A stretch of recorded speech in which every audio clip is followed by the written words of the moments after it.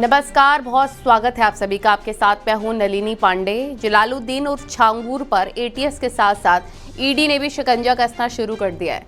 कुछ दिन पहले छांगुर के 15 ठिकानों पर छापेमारी हुई थी। आज ईडी ने छांगुर को अरेस्ट कर लिया है। 5 दिन तक ईडी की रिमांड पर छांगुर रहेगा। धर्मांतरण के पाप लोग और विदेशी फंडिंग को लेकर कई खुलासे हो रहे हैं, दिखाते हैं आपको।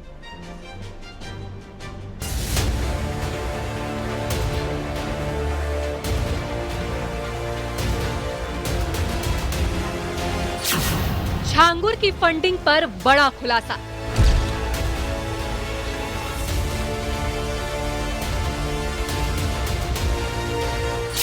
सरकारी कर्मचारी संभालते थे खाता।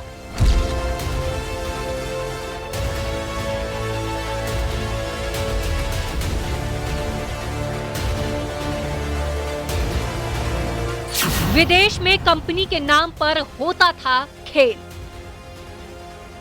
बलरामपुर धर्मांतरण के आरोपी जलालुद्दीन उर्फ छांगुर को लेकर नए नए खुलासे हो रहे हैं। छांगुर पर एटीएस का शिकंजा जारी है तो छापेमारी में ईडी को भी नए नए सबूत मिल रहे हैं, जिससे छांगुर की फंडिंग से पर्दा उठने लगा है। छांगुर को विदेशी फंडिंग तो मिलते थे, लेकिन बलरामपुर में सरकारी कर्मचारी भी छांगुर की मिलीभगत में शामिल है। ये खुलासा होता है क्लर्क राजेश उपाध्याय की गिरफ्तारी के बाद, जब क्लर्क राजेश के परिजनों के बैंक खातों की जांच होती है।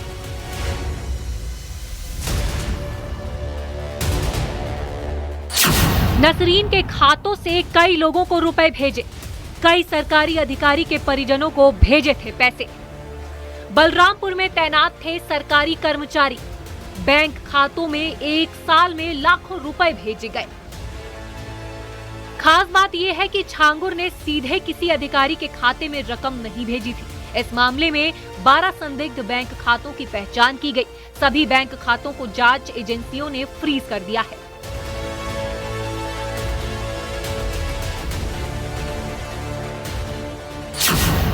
मनी लॉन्ड्रिंग में छांगुर पर कसा शिकंजा। छांगुर सिंडिकेट के ठिकानों पर ईडी छापेमारी में सनसनीखेज जानकारी मिली है। टैक्स चोरों और काले धन को सफेद करने वालों की पनाहगाह पनामा रिपब्लिक में छांगुर के करीबी नवीन रोहरा की कंपनी का रजिस्ट्रेशन था। पनामा रिपब्लिक में रजिस्टर्ड साउथ अफ्रीका की कंपनी लोगोस मरीन के दस्तावेज ईडी को मिले हैं।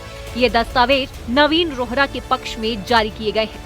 आसवी बुटीक और कॉम्प्लेक्स में छापेमारी के दौरान ईडी को कई अहम दस्तावेज मिले हैं।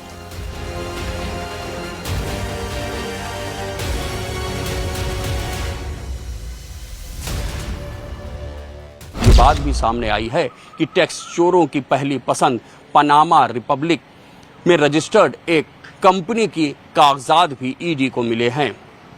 मूल रूप से ये कंपनी साउथ अफ्रीका की बताई जा रही है। तो वहीं कृष्णा इंटरनेशनल नाम की कंपनी से जुड़े दस्तावेज भी मिले हैं। तमाम विदेशी बैंक खातों की जानकारी मिली है। छांगुर की कई पावर ऑफ अटॉर्नी भी मिली हैं। नवीन का इस सिंडिकेट में क्या रोल था, उसकी पत्नी नीतू उर्फ नसरीन का क्या रोल था, और छांगुर ही इस पूरे सिंडिकेट को चला रहा था या कोई विदेशी आका इस सिंडिकेट को चला रहा था। माना जा रहा है कि जांच एजेंसियों से खुद को बचाने के लिए छांगुर ने संपत्तियां तो नीतू, नवीन और अन्य लोगों के नाम पर खरीदी, लेकिन उन संपत्तियों की पावर ऑफ अटॉर्नी अपने नाम करवा ली। ईडी पता लगा रही है कि ये कंपनी किसके नाम पर है और इससे इतने ट्रांजैक्शन किस लिए किए गए हैं। बलरामपुर में छांगुर मल्टी स्पेशलिस्ट हॉस्पिटल बनाने की तैयारी कर रहा था। इस अस्पताल के निर्माण से जुड़ी टेस्ट रिपोर्ट भी ईडी को मिली है। आपको बता दें कि बीते दिनों ईडी ने छांगुर सिंडिकेट के खिलाफ मनी लॉन्ड्रिंग का मामला दर्ज कर उसके 15 ठिकानों पर छापेमारी की थी। बलरामपुर में 12, मुंबई में 2 और लखनऊ के 1 ठिकाने पर ईडी की छापेमारी हुई थी। Bureau report, news 18, Uttar Pradesh, Uttarakhand.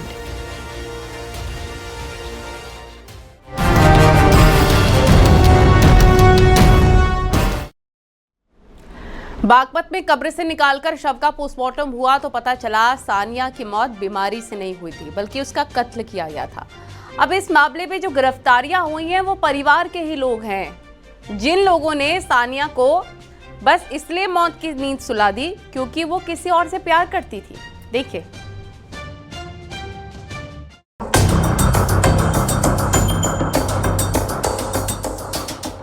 हत्या की एक वारदात का खुलासा हुआ तो पुलिस भी हैरान रह गई, क्योंकि मर्डर की वारदात को अंजाम देने वाले कोई और नहीं बल्कि परिजन ही निकले।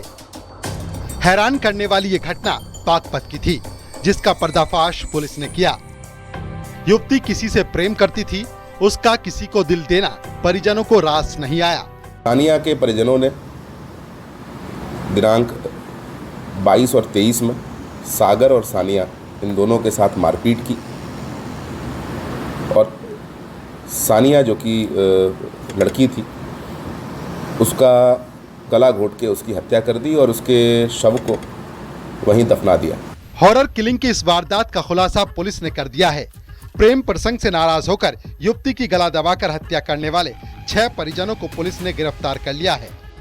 हॉरर किलिंग की इस घटना में पुलिस ने 12 लोगों के खिलाफ केस दर्ज किया था। अभी भी 6 आरोपी फरार हैं। मृतक सानिया का गांव के ही रहने वाले सागर से प्रेम प्रसंग था, जिसके बाद वो लड़की को लेकर हिमाचल चला गया, जहां से परिजन लड़की को लेकर वापस अपने घर लौटे, लेकिन इसमें साजिश की बू लड़की को समझ नहीं आई। वारदात को परिजनों ने बड़े शातिर तरीके से अंजाम दिया। लड़की सानिया की गला दबाकर हत्या करने के बाद शव को कब्र में दफना दिया गया। इस संबंध में अभियोग पंजीकृत करके थाना दोघट पर कुल 9 लोगों के खिलाफ और 3 अज्ञात के खिलाफ अभियोग पंजीकृत किया गया है, जिसमें से 6 अभियुक्त को हिरासत में लेकर माननीय न्यायालय के समक्ष प्रस्तुत किया जा रहा है एवं आवश्यक विवेचनात्मक कार्रवाई थाना दोघट पर प्रस्तुत है। पूरा मामला दोघट थाना क्षेत्र के पलडा गांव का है। सानिया 15 जुलाई को अपने प्रेमी सागर के साथ फरार हो गई थी। सानिया के परिजनों ने सानिया और उसके प्रेमी सागर की तलाश की। लड़की मुस्लिम और लड़का हिंदू था, जिसके बाद परिजन दोनों को हिमाचल के ऊना जिले से पकड़ कर लाए। पलडा गांव में लाकर जबरदस्त पिटाई की गई। गंभीर हालत में लड़के को तो जिंदा छोड़ दिया गया, लेकिन लड़की सानिया को अपने घर ले आए। 23 जुलाई को सानिया के ताऊ, चचेरे भाई और अन्य रिश्तेदारों ने साजिशन उसकी गला घोटकर हत्या कर दी। हत्या के आरोपियों ने पलडा गांव के कब्रिस्तान में जाकर उसके शव को कब्र खोदकर दफना दिया। आरोपियों ने ग्रामीणों को टीबी की बीमारी से उसकी मौत होने के बारे में जानकारी दी, लेकिन जब प्रेमी के परिजनों ने इसकी शिकायत पुलिस से की तो कब्र से शव निकालकर पोस्टमार्टम हुआ और पूरा मामला सामने आ गया। Bureau report, news 18, UP Uttarakhand.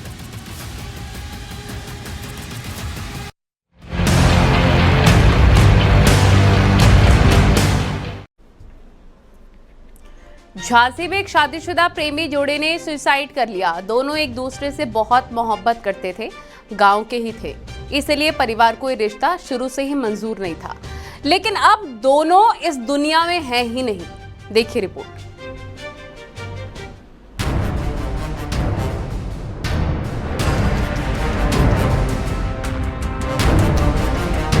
Jhansi में प्रेम प्रसंग के बीच कुछ ऐसी घटना घटी जिसके चलते प्रेमी युगल को मौत का रास्ता चुनना पड़ा।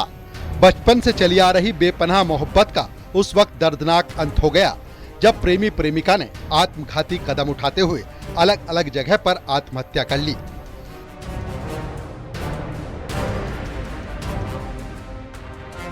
प्रेमी ने अपनी प्रेमिका को विश्वास में लेकर साथ जीने मरने की कस्में खाई और एक साथ खुदकुशी करने की योजना बना ली। प्रेमी प्रेमिका ने सल्फास की गोलियां खा ली, लेकिन प्रेमी घबरा गया तो थूक दिया, लेकिन प्रेमिका निगल गई, जिससे उसकी मौत हो गई।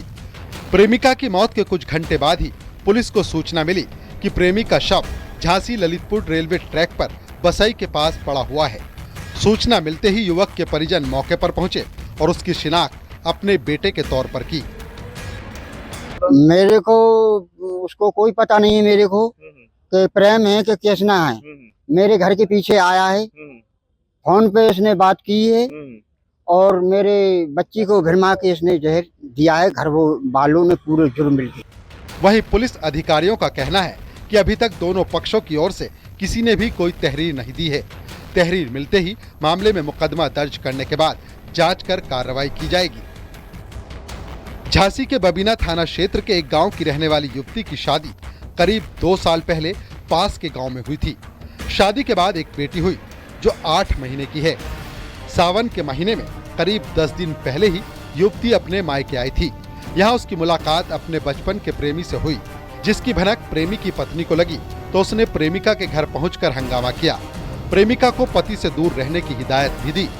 गांव में चर्चा है कि प्रेमी प्रेमिका दोनों के अफेयर को चलते कई साल हो गए थे। प्रेमी भी शादीशुदा था, उसके 2 बच्चे भी हैं। Bureau report, news 18, UP Uttarakhand.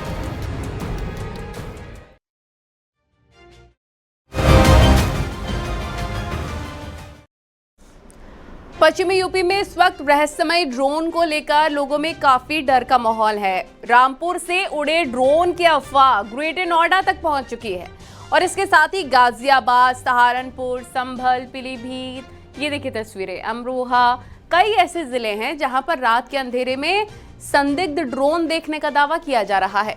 कुछ वायरल तस्वीरें भी हैं जिसमें ड्रोन को उड़ते देखा जा सकता है। हालांकि पुलिस का प्रशासन मामले की जांच कर रहा है और उनका कहना है कि किसी अफवाह पर ध्यान न दे। डीजीपी ने खुद इस मामले में ड्रोन के सीईओ, टैगिंग सर्वे और अन्य विभागों को लेटर लिखने की बात कही। साथ ही अफवाह उड़ाने वालों पर कार्रवाई की बात कही है। फिलहाल ये ड्रोन लोगों के डर का कारण बने हुए हैं।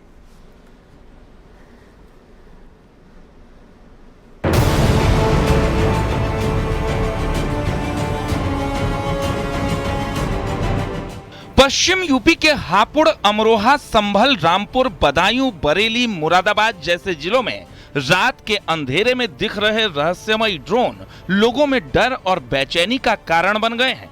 कहीं ये जासूसी तो नहीं, चोरी की साजिश तो नहीं, या फिर ये केवल अफवाह है?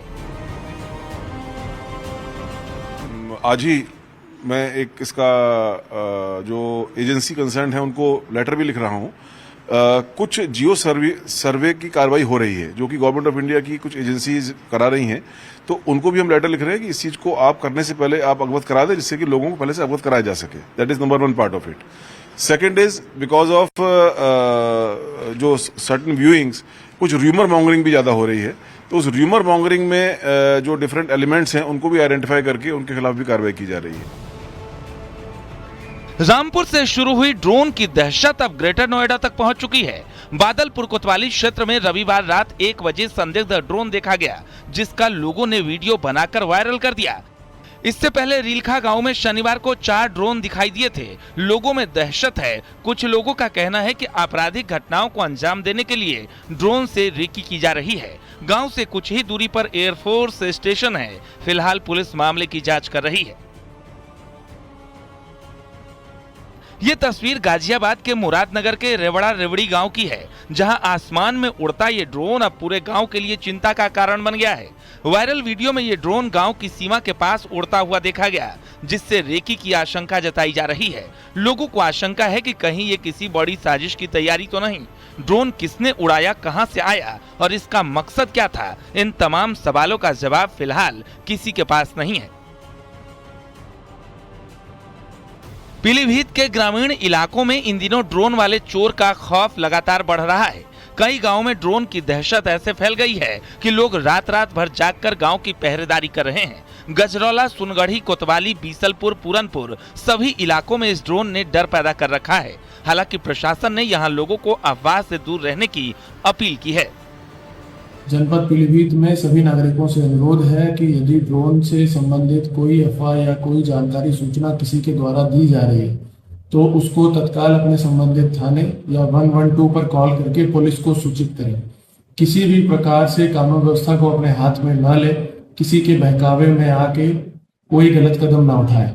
यदि कोई भी व्यक्ति या समूह इस प्रकार से कानून व्यवस्था को अपने हाथ में लेगा तो उनके विरुद्ध कठोर कानूनी कार्रवाई करी जाएगी।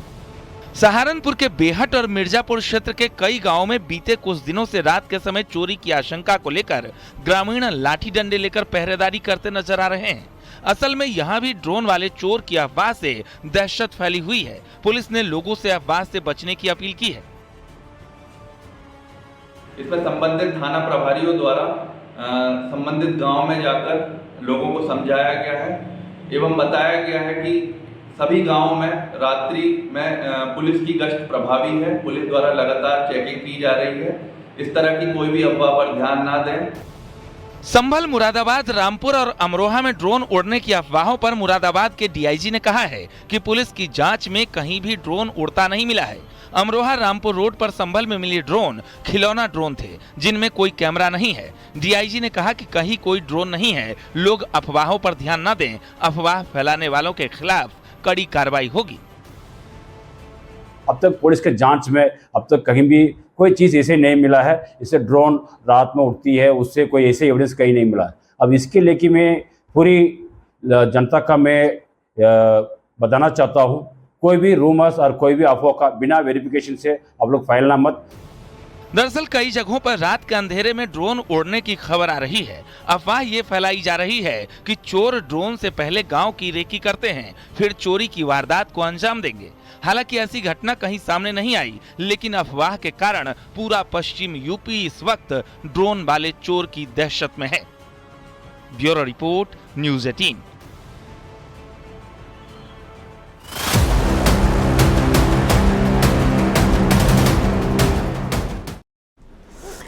और जलगांव में एक युवक ने प्यार का झांसा देकर 2 महिलाओं की हत्या की और तीसरी को भी मारने की कोशिश की। सन की हत्यारा पहले मीठी बातों में फंसाता था और जंगल में ले जाकर बेरहमी से मार देता था। आपको साइको किलर की सनसनीखेज कहानी दिखाते हैं।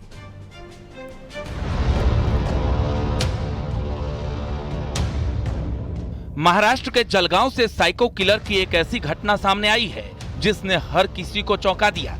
एक आदमी ने 1.5 महीने में 2 महिलाओं की बेरहमी से हत्या कर दी और तीसरी की भी जान लेने की कोशिश की। ये कोई आम हत्यारा नहीं था, बल्कि वो पहले महिलाओं से दोस्ती करता, उनके साथ प्यार का नाटक करता, फिर भरोसा जीतने के बाद उन्हें मार डालता। इस सीरियल किलर का नाम है अनिल गोविंदा संदनशिव, जो सुमठाणे गांव का रहने वाला है। उसकी सबसे बड़ी ताकत थी उसकी मीठी बातें और सरल व्यवहार। यही वजह थी कि महिलाएं उसकी बातों में जल्दी आ जाती थी।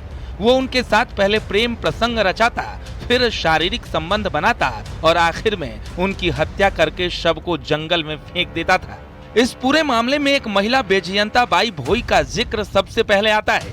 वो सूरत की रहने वाली थी और वहीं उसकी मुलाकात अनिल से हुई थी। कुछ समय तक सूरत में रहने के बाद अनिल ने बेजयंता बाई को अपने प्यार के जाल में फंसा लिया और दोनों साथ जलगांव आ गए। बेजयंता बाई को लगा कि वो सच्चा प्यार कर रही है, लेकिन उसे नहीं पता था कि ये सफर उसकी जिंदगी का आखिरी पड़ाव होगा। 2 मई को अपने पैतृक गांव फरकंडे लौटी और कुछ दिनों बाद अनिल उसे सुमठाणे के जंगल में ले गया। वहीं उसने उसकी हत्या कर दी। 23 जुलाई को पुलिस को जंगल से उसका आधार कार्ड, चप्पलें और हड्डियां मिली। इससे उसकी पहचान हो सकी। ये तीनों महिला उसको जो आसपास में काम करते वक्त इसका और एक महिला के साथ उसको एसटी में ट्रैवल करते हुए उसका परिचय हुई थी और परिचय होने के बाद उसका कुछ ना कुछ कारण बहाना बना के उसके घर से कुछ पैसा लेके आने के लिए बताया गया और नहीं तो उसका ऊपर जो भी सोना था वो चोरी करने के उद्देश्य से उसको मर्डर किया है, ये समझ में आया। 25 जून को जंगल से एक और महिला का शव मिला। ये शव था शोभाबाई रघुनाथ कोली का। हत्या का तरीका भी पहले जैसा ही था, सिर पर पत्थर मारकर हत्या और फिर शव को बोरे में भरकर जंगल में फेंक देना।